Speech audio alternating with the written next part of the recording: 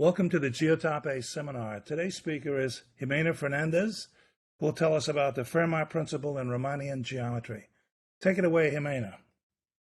Thank you. Thank you for the presentation. And also thank you for the invitation. I'm really happy to present here, also follow the seminar, so it's an honor to present here. So, well, today I'm going to present joint work with Eugenio Borghini, Gabriel Mindlin, and Patu Groisman. They are all from the University of Buenos Aires, and this work, even though it was published this year, it started during COVID. So most of this work was done at home. And basically, so I'm going to show you some first step to try to understand the shape of objects when they also have some density on top of them. So basically, in our case, we're going to study the very specific case where we have a manifold as our object, and then we will try to mimic the idea of the Fermat principle to try to use the density in our object to try to understand its shape. But in general, I am interested in the broad question of trying to understand the topology of objects with the density or a measure on top of them. Okay, great. So let's get started with the motivation.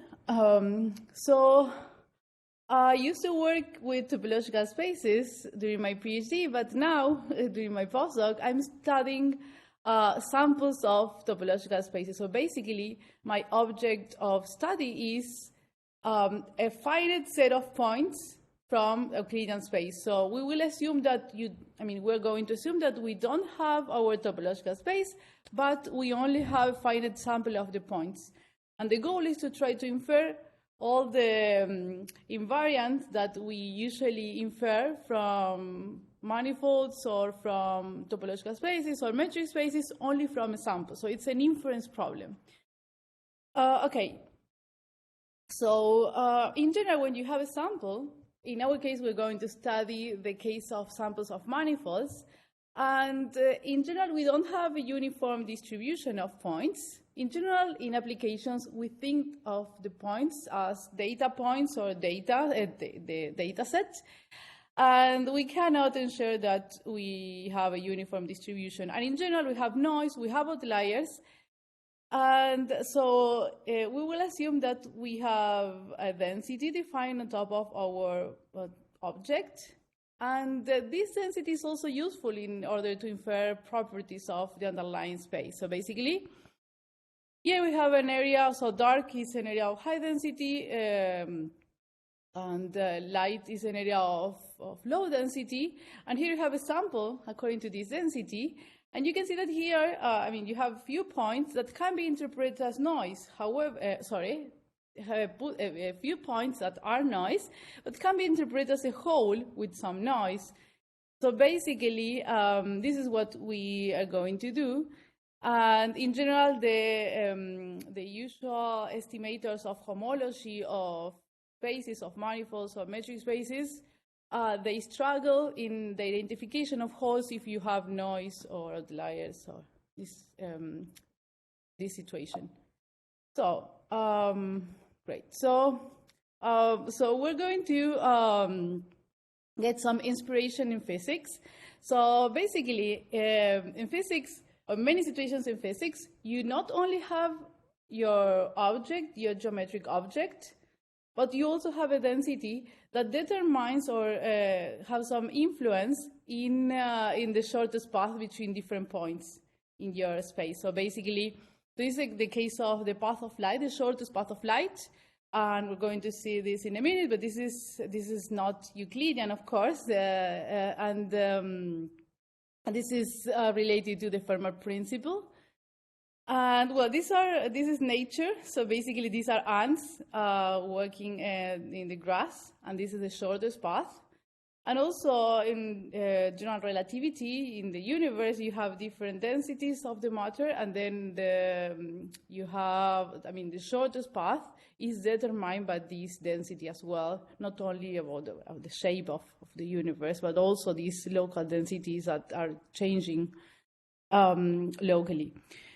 So let's look at the formula of the Fermat principle. So basically the idea is to try to mimic this situation to compute shortest path using the density. So in the case of the Fermat principle, you have your ambient space, and then the shortest path of light depends. So basically, you have n, that is the refraction index. So you have, for every point in your ambient space or different materials, you have different refraction indexes. And then the shortest path is determined by this weight that is not constant. Or, well, it could be constant, but if it's not constant, the shortest path is not, it deforms the trivial Euclidean segment. So let's move in the case of Riemannian geometry. So let's study the case in which you have a manifold, a Riemannian manifold. In our case, we will only look at manifolds just for simplicity. Manifolds that are embedded in R-D, some Euclidean space, and basically we inherit the structure from the Euclidean space, or the Riemannian structure. And then you have a density, the smooth density, positive, defined over the manifold. And then, well, I don't know if you can see my cursor, but basically, here is the way to compute distance between 2 points in your manifold using the density. Oh, this is one way that was defined by one Damien here in 2016. And basically, if you have 2 points, then you compute the shortest path as, well, the length of every path is similar to the original geodesic distance, but here you have a weight. It's 1 over f. F is the density to the q. Q is some positive real number. If q is equal to 0, you recover the original geodesic distance. But if you have positive value of q, then you have 1 over f that weights the length of every path. So basically, if you have here an area of high density, then this path is shorter than this path that goes through this area of lower density. So you shrink areas of high density, you expand areas of low density. This is the deformation effect. So we're changing the geometry of the original manifold, but we will see that in terms of the estimation of topological features, this is very useful. You can do this you can compute this conformal deformation or transformation of your original metric for any Riemannian metric. But again, we're going to study the case of manifolds in RD because we have the counterpart, which is the inference part, in which basically we don't have the manifold, we don't have the density, and we only have a sample. This sample, of course, comes from some density that we don't know, and comes from, this is our hypothesis, comes from some manifold that we don't know. So basically, the idea is to try to infer this distance only from the point cloud. So here again, we start with a set of points, just a finite set of points in the Euclidean space. And then this distance that was called Fermat distance was defined by Mackenzie and Damelin, and also was used by Groisman, John Curie, and Sapienza more recently. And basically, this distance or this metric can be only computed. You only need the points in your sample. How is it computed? So you have 2 points. And then you compute, so let's say that it's x1 and x, and then you compute all the possible paths using points in your sample. So you join with the path, your first point, the original point, and the end point. And then you compute the length of every path as the sum of the length of every segment raised to some power to some power p, which is greater than 1. So in the case of p equal to 1, you recover the original Euclidean distance between the points x and y. However, if you increase the value of p, what happens is that if the length of a segment is small, it becomes smaller, and if it's big, it becomes bigger. This is intuition. So basically, you have shorter paths if you are using short segments. So if you're in an area of high density, and the length of path are bigger if you're in areas of low density, so the segments are bigger. So this is also related to density. Okay, so this is an example of a point cloud. This is a sample of this curve with noise. And then this is a representation of the Fermat distance for different values of p. So basically, you have your point cloud, and then you compute the Fermat distance between every pair of points. And then you project again in R2, trying to keep the original, this computation of the Fermat distance. This is called the multidimensional scaling projection. So basically, you can notice that as you increase the value of p, what happens is that there is a deformation effect. So you shrink areas of high density, and then you expand areas of low density. And then in terms of the estimation of homology or holes, if you want to compute, at least with the algorithms that are available to compute or infer homology from point clouds, which is basically the algorithm of persistent homology, it's more clear for the algorithm to try to understand that this is, the last point cloud has a hole compared with the original point cloud. Okay, we're going to see this application in a minute, but basically, I have shown you the manifold with this deformed distance. And then you have your point cloud with this Fermat distance. And I claim, it was proved in different ways, that the Fermat distance is an estimator of this deformed metric for some relationship between the parameters. So the trivial cases are q equal to 0 or p equal to 1, and then the relationship between the parameters is q equal to p minus 1 over d, where small d is the intrinsic dimension of the manifold. Okay, and this comes from from the proofs. You get this relationship. So I'm going to show you the conversion. There are different conversions results that were proved. I proved with my collaborators one conversions result, and there were a couple of other conversions results that were previously proved. So I will show you the first one, which is due by Wang, Damlin, and Hero in 2016. They were studying this metric, this deformation of the original Riemannian metric or Riemannian distance, and they found an estimator. So they proved these almost sure conversions from another distance that you can define from a point cloud, which is this one, L between x and y, is defined in a very similar way as the Fermat distance, but when you compute the distance between consecutive points in your path, you use the geodesic distance, the original the geodesic distance instead of the Euclidean distance. What happened is that in applications you don't have the original geodesic distance, so it's not, you can't compute this L between the points in your point cloud, because you don't know the structure of the underlying manifold, because you don't have all this information. And another result that was proved by Groisman, Jonquerie, and Sapienza is the following. So they proved that the Fermat distance with some rescaling, this CNPD is a rescaling.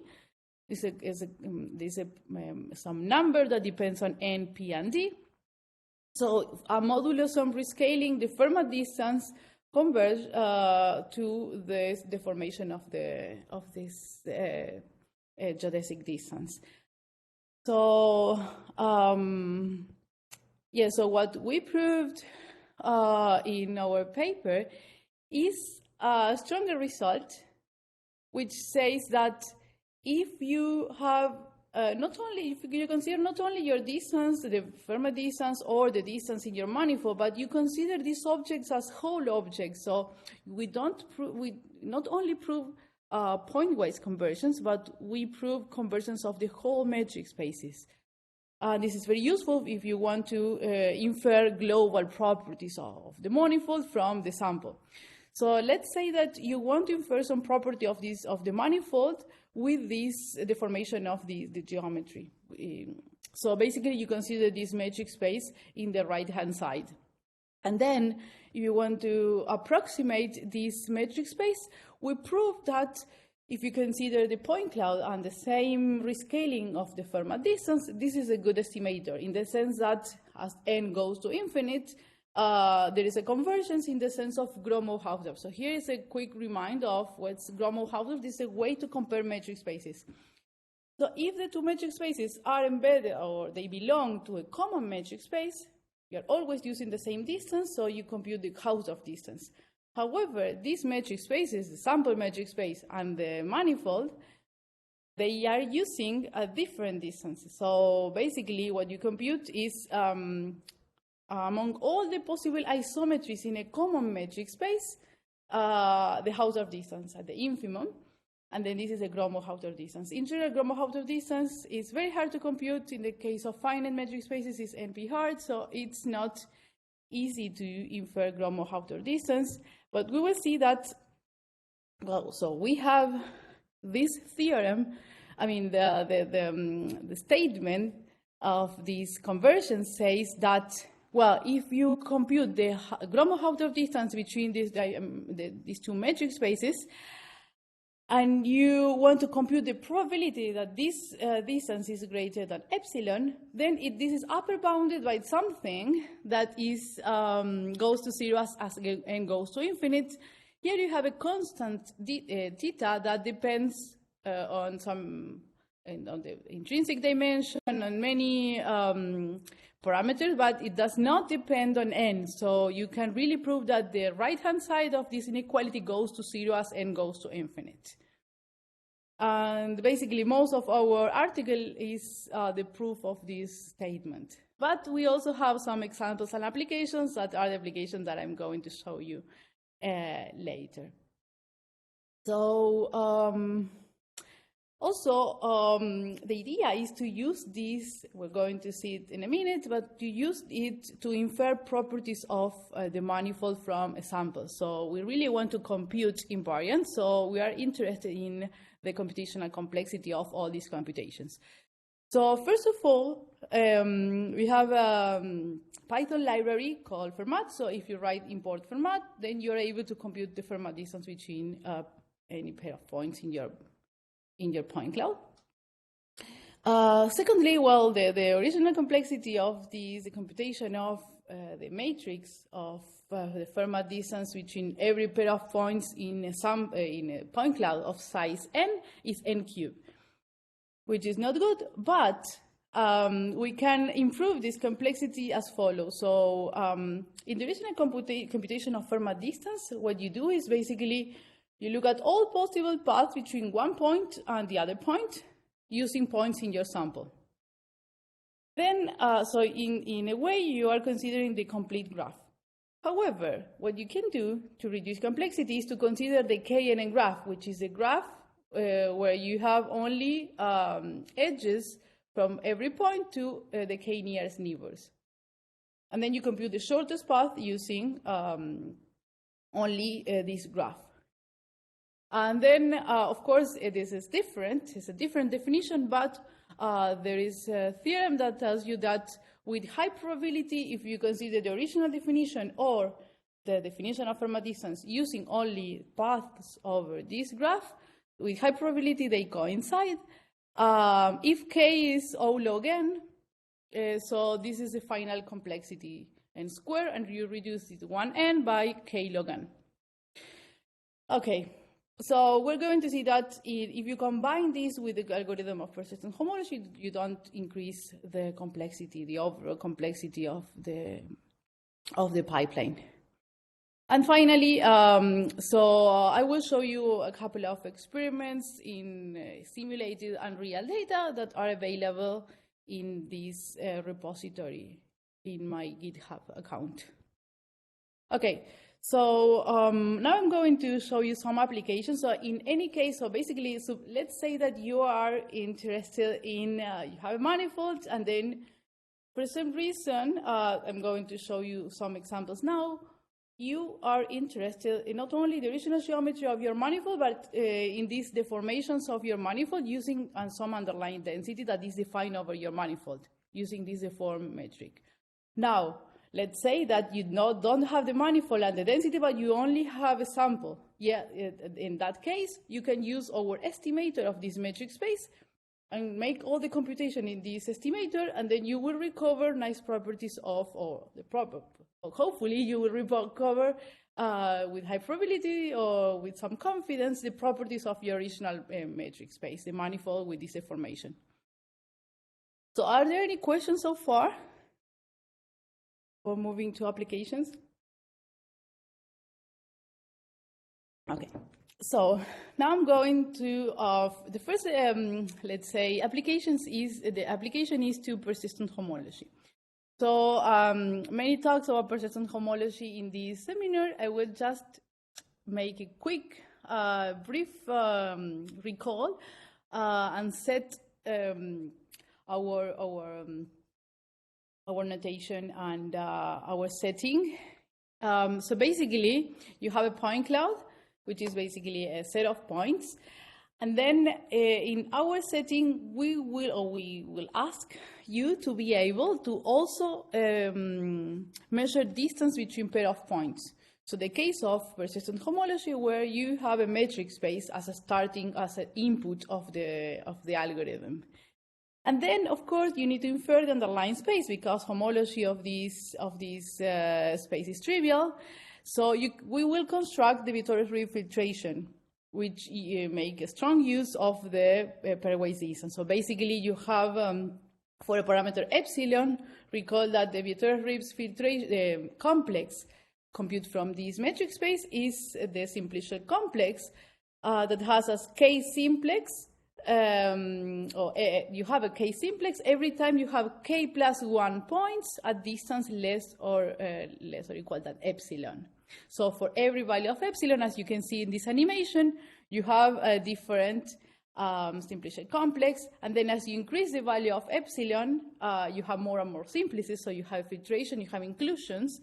And then what you can do is to compute homology for every value of the scale epsilon, and then you compute also the induced morphisms. You will end up with something, with many homology groups and morphisms. And so you have what we call a persistent module, and you can decompose and understand all these morphisms and homology groups in barcode decomposition. So basically, you can track the first time that every generator in homology appears, and the last time that, also the time at which it disappears. So you have for every generator in homology, like in this case, so here you have a generator in homology, but in this last complex, it dies. So for every generator, you have a birth and death time. Perhaps this generator lives forever, like in the case of a connected component. So you can represent all this information in the so-called barcode or persistence diagram. So let's look at the persistence diagram of this metric space. So basically, you have a point, different color for different homological degrees. So basically, here you have a point in orange that represents a generator in H1. The first coordinate is the birth, the first parameter epsilon, at which the Vittori-Phillips complex is this generator in H1, and then the second coordinate is the death. And in general, it's a conventional, this diagram. You can see that also you have many generators in H0 that are very close to the diagonal, that are these points that are at the beginning, lonely generators, but then they start to merge. So basically, it's a conventional. It will be really useful to claim the following, that every time you have a generator that is a silent generator, so it's not close to diagonal, this is a feature, a global feature, or a minimum feature from your point cloud, and then local features or noise are generators that are close to the diagonal, like in this example. However, I will show you just in this next slide that this is not true at all. Just a observation, since this slide, I'm going to show you the birth and the lifetime of the generators instead of birth and death. So basically, lifetime is death minus birth. So it's equivalent, so you push the diagonal in the x coordinate. So let's say that you have this point cloud, and then you use as input the metric space, which is basically the original point cloud, and the Euclidean distance. Okay, this is very common in applications of persistent homology. But then what happened is that, well, so at the value of the parameter equal to 0.5 in this example, these points are very close, so they form one simplex. So you join these two parts of your point cloud, and then you have a Nate figure. So you have two circles or two cycles. So the second cycle birth has borns at 0.5, at level 0.5, and then it dies at some point. And so what happened here is that, so we are using the Euclidean distance, and the Euclidean distance is very dependent on the embedding of the manifold in the ambient space.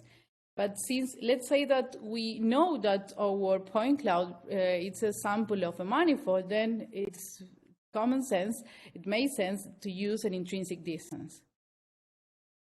So basically, if we use Euclidean distance, we're not capturing the geometry, but we're capturing the way in which, we're capturing the way that in which this manifold is embedded in the ambient space. But let's say that we are interested in the homology of this space. So if you use an intrinsic metric, this will work very well. Well, so if you have a manifold, let's say that you have some geodesic distance, but then since you have only a sample, you are not able to compute the integrals and the geodesic distance.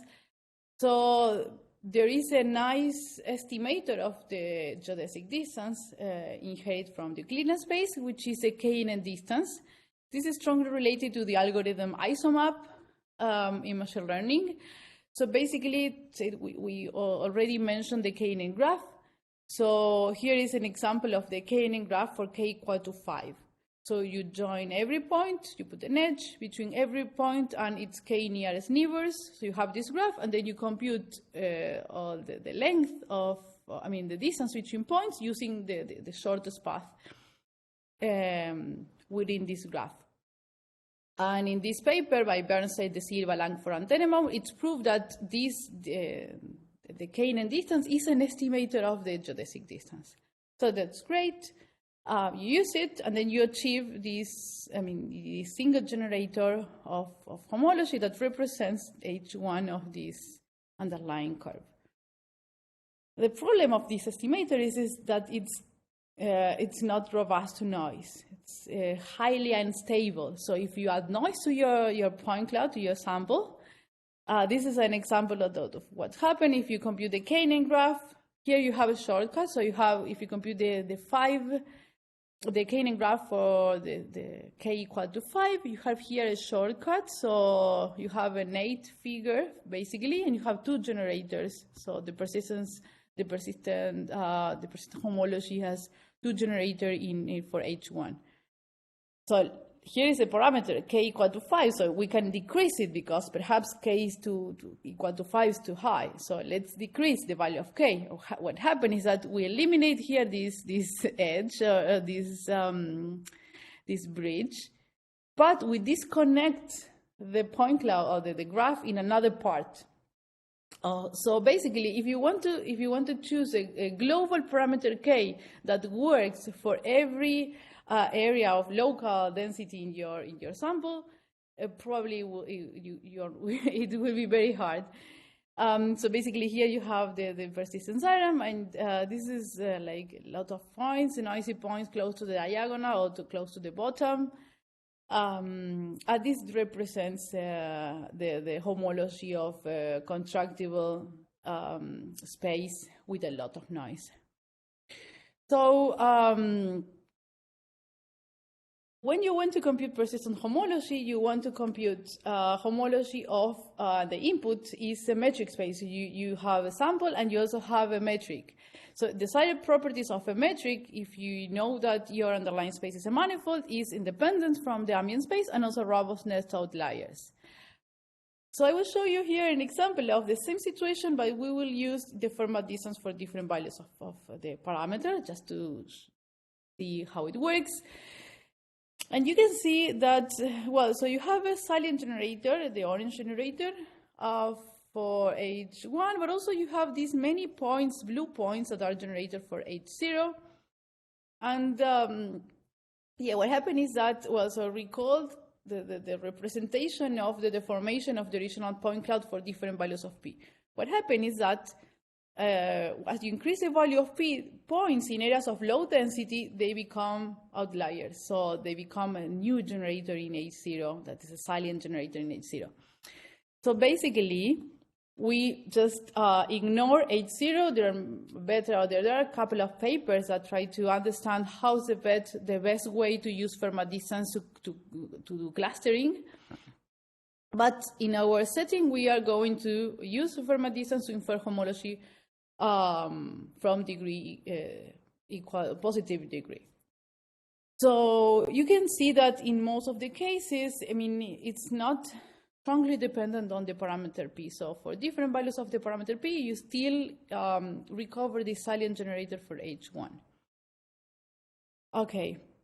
And also, what is happening is in that basically, we prove the convergence of the metric spaces, and this is great for the persistence diagrams, because if the metric spaces are close in the sense of Gromov-Hausdorff, then the diagrams are close in the sense of bottleneck distance. That is the way in which we measure distance between these homological features encoded by the diagrams. So we can deduce as consequence of our convergence of metric spaces the convergence of the associated diagrams. So what's happening is that if you're interested in your manifold and in this deformed metric, and then the diagram associated to this metric space, a good estimator, again, of this diagram is the diagram that you obtain from the sample with the Fermat distance. Some rescaling that in the case of a fixed value of the size of the sample, this is a fixed constant. So it's just a rescaling of the diagram. And yeah, so basically it's kind of useful. Also, here's another example in the case of outliers. So in the case of outliers, this is a strong problem for persistent homology, the presence of outliers. So it's really unstable if you add outliers there to a metric space, and then if you compute the Hausdorff distance, then it becomes it becomes high. If you add outliers to a metric space, the Hausdorff distance is high. So in particular, the distance between the diagrams is high. So this is a case of, this is a sample of a trifold knot without outliers here in the red in the bottom.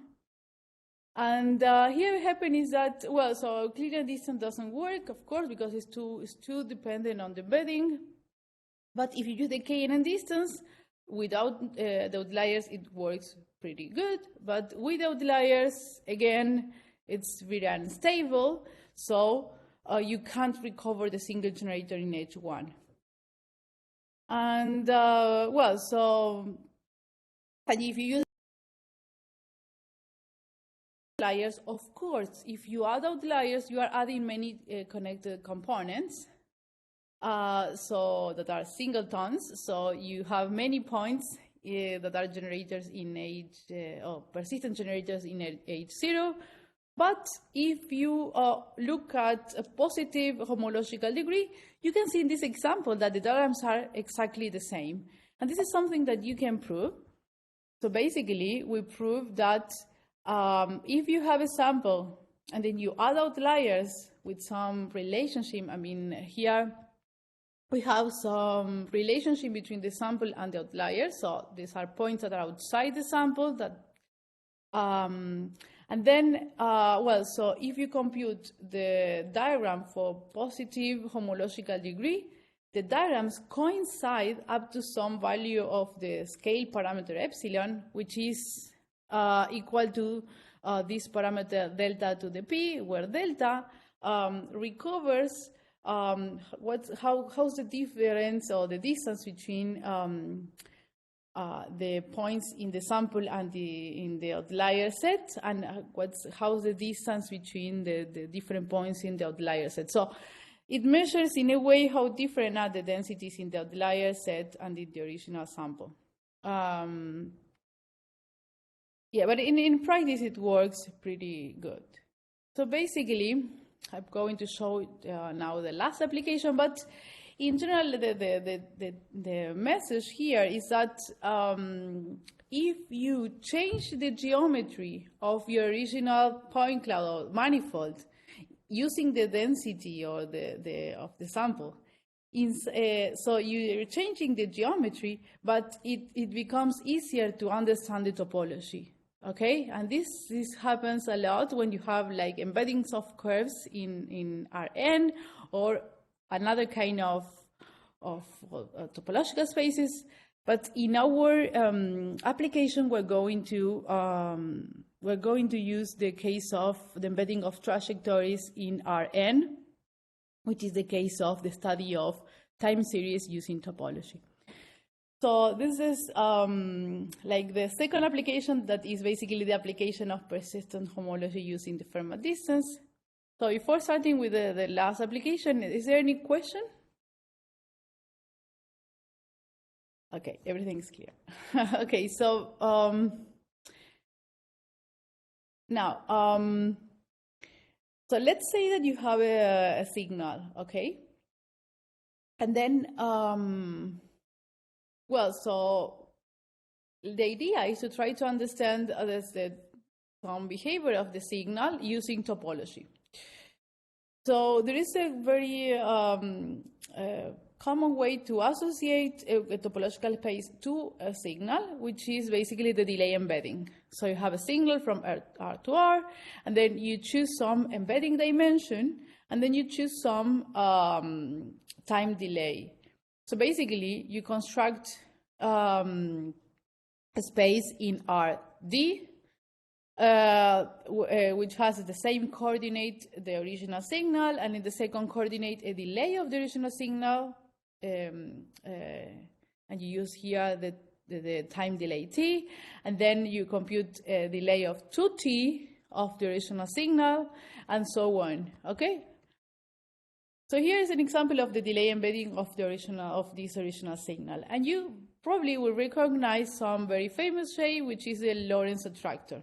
So these two spaces are not the same, but we're going to see that they share topological properties. So basically, there is a theoretical background that theorem, that is a Taken theorem, that relates these two spaces. So basically, the idea is that, let's say that, so here I will explain here the theorem, but basically, you have a signal, and you will assume that you have an underlying dynamical system, and this signal is a single observation of your dynamical system that might have very, different coordinates or some system of equations that you don't know that describes it. So basically, you have an observation of your dynamical systems, of the dynamical system, and you want to recover some limit set, the shape of some limit state or some attractor. So basically, the Taken theorem says that, well, let's say that you have some manifold that is a phase space of some dynamical system, and then your signal phi is an observation of your dynamical system with some initial condition. Okay, so this is the only information that you have. Then you can compute what I call MTD, the delay embedding, and then if you do this for any value of the delay, and for any value of the embedding dimension that is greater than twice the dimension of the manifold. Of course, this is hard to check, but you have a range of parameters that works. And in that case, so this limit set, this attractor, is diffeomorphic in a way that, I mean, basically you have an embedding from your phase space in RD in such a way that you have a bisection between this limit set and this delay embedding. So basically, like in the picture before, if you want to infer properties of your underlying dynamical system, you can compute this delay embedding. And if you only are interested in properties modulo diffeomorphism, then you can study the delay embedding and it will be all right. This is what we're going to do with a couple of examples of signals. So let's say that you have this electrocardiogram, so an ECG signal, and you compute the delay embedding in R3. So this is the shape of the embedding. And you can see in blue that there is some anomaly, some abnormal heartbeats that you would like to recognize with some algorithm. If you compute the persistence theorem using the Fermat distance, because again, we need to understand here this, the homology of this space with some, I mean, and we want to recover the intrinsic properties and we want to be robust to noise. If you compute the embedding before the anomaly, so you have here up to 4,000, then you have a single generator in homology in H1 that is basically this curve, this orange curve, closed curve. But if you compute the embedding of the whole signal, then you include this blue curve, which is another cycle. So, and it's this generator here, this new generator. So basically, what you can do is to repeat the previous procedure for different values of the upper bound of the interval. So you have the embedding, the delay embedding from 0 up to t. So you compute the embedding, you compute the Vittori filtration, and finally the persistence theorem.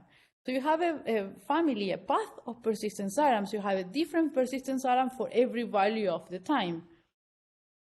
And then you can compare consecutive diagrams, or you can try to infer the derivative, which is basically the bottleneck distance between consecutive diagrams or diagrams at a distance epsilon, or for times that difference in epsilon. So this is what we do here. So we have epsilon equal to 1. And then we compute the bottleneck distance between consecutive diagrams, and you have a peak here when the new generator appears, which is the case in which we have this anomaly. And this is, I mean, if you do this with Euclidean distance, you won't achieve this result, because you need to be, I mean, you need to recover these meaningful features, salient, I mean, global features, but you don't want to capture the noise. And then another example is this signal, which is the air cell pressure of a bird, of a canary, during a song. So when it's singing, you measure the air cell pressure. And you can recognize different patterns. So let's try to understand these patterns out with using topology. If you want to understand the embedding, you can see that it's a bit messy. But if you compute the diagram using Fermat distance, you can see that you can recognize 4 generators for H1, 4 silent generators, and of course a lot of noise. So let's try to understand this a little bit more. If you only embed each of these chunks of these patterns, you can see that each of them is an embedding of, so it's a knot, so it's an embedding of S1 in R3, in this delay embedding in R3. And each of them represents a different generator in H1.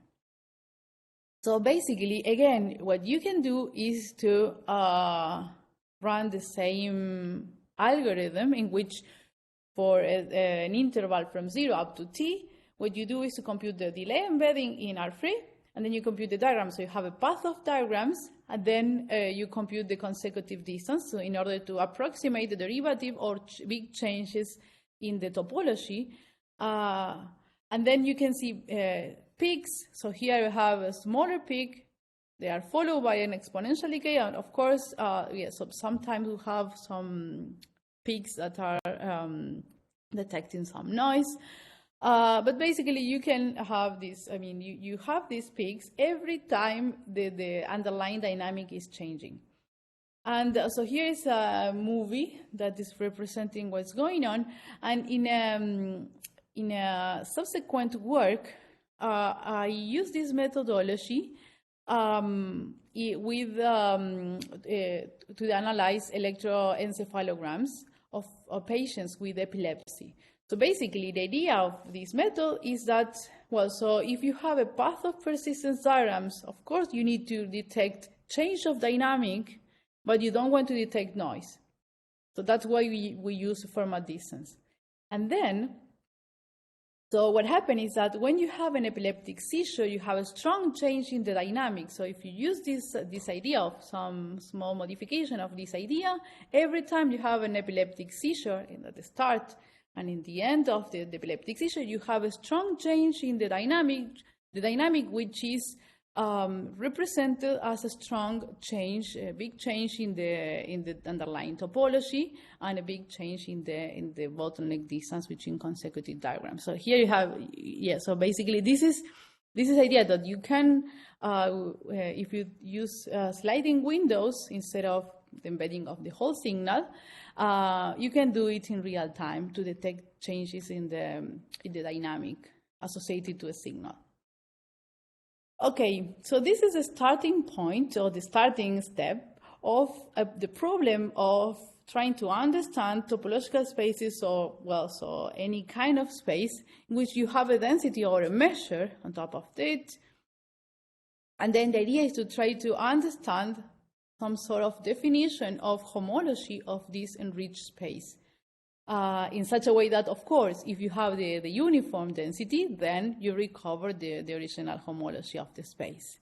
And you have seen in physics and in many situations in data science that it's not only important the point cloud that you have, but also the density that produces this sample. Okay, so again, some references.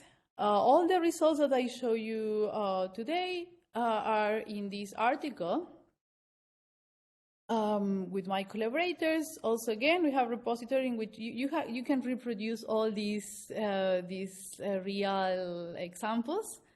And also you have this, if you want to use this distance in your own work, you can use this Python library.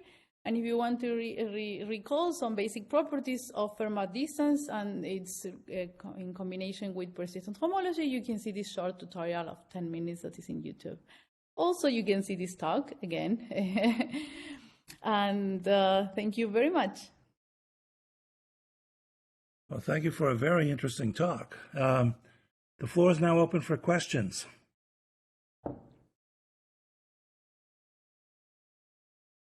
Yes, Jimena. I have a question. In one of your applications, in this anomaly detection in the case of the electro diagram, yes. Do you have an example where the embedding is really knotted? Yes. So something that can be proved is that if you have a periodic pattern, the embedding is it's a knot, so it's a cycle embedded in some way that depends on the shape of the signal. And I don't have examples. I mean, I haven't studied the different embeddings. How are the embeddings according to the different shapes of the periodic pattern? But it's expected that when you have a periodic pattern, then the embedding is a cycle. But yes, so I haven't. So Jose Pereira he has a couple of papers about different periodic and quasi-periodic signals and properties about the embeddings. But in general, what happened is that in real, like in this example, in real data, I can't predict. This is an embedding in R3, but sometimes you want more space. So you embed in higher dimensions, and it's really hard to predict how knotted will be this knot. However, what happened is that we try to unknot this knot using Fermat distance, because basically, if you have some empty spaces between in this curve, in this embedding, you try to unknot using Fermat distance. So that's the trick. We don't want to understand the knot. We try to unknot it. When you say unknotted, do you mean you actually change the embedding itself? Or yes. You sort of change, so you can pass the curve through itself, essentially. Yeah, but I don't. So it's not. All this deformation is smooth, so I don't broke the knot. So it's smooth. Yeah. So yeah, of course I will not transform any embedding of S1 into any other. So do you think if it's knotted, is that of actual scientific utility, or is it just sort of a mathematical interest?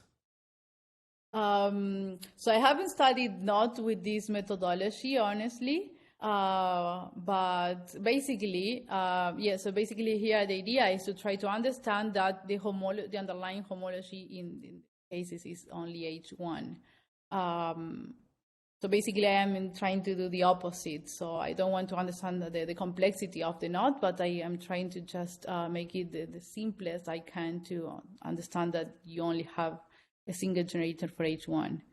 From the theoretical part, I haven't studied knot using this.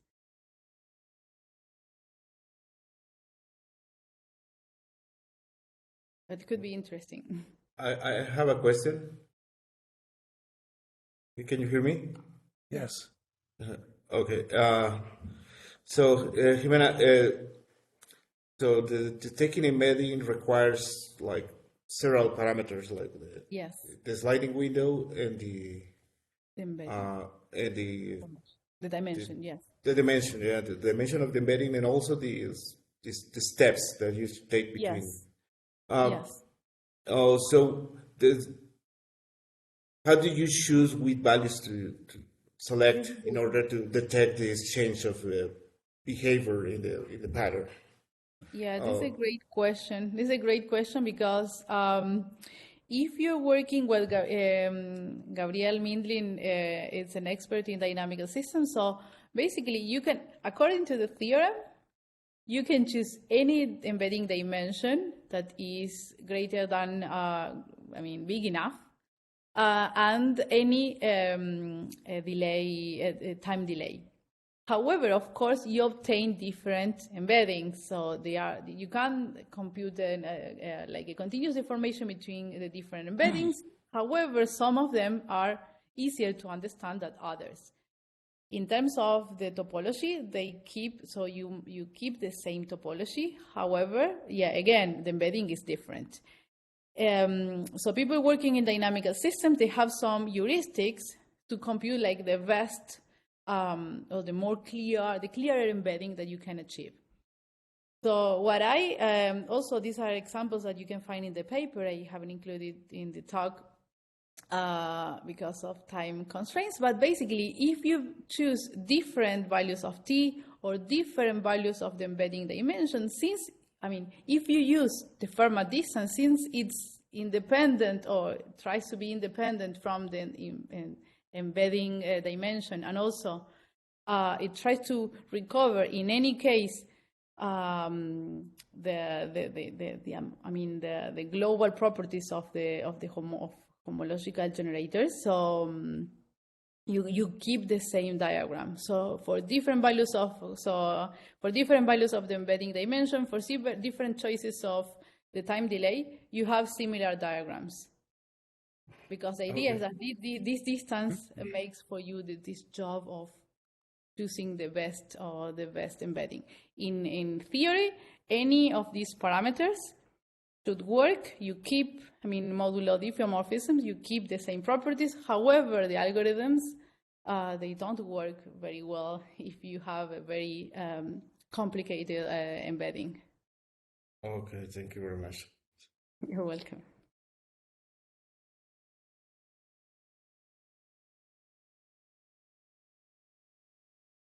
So do we have any other questions?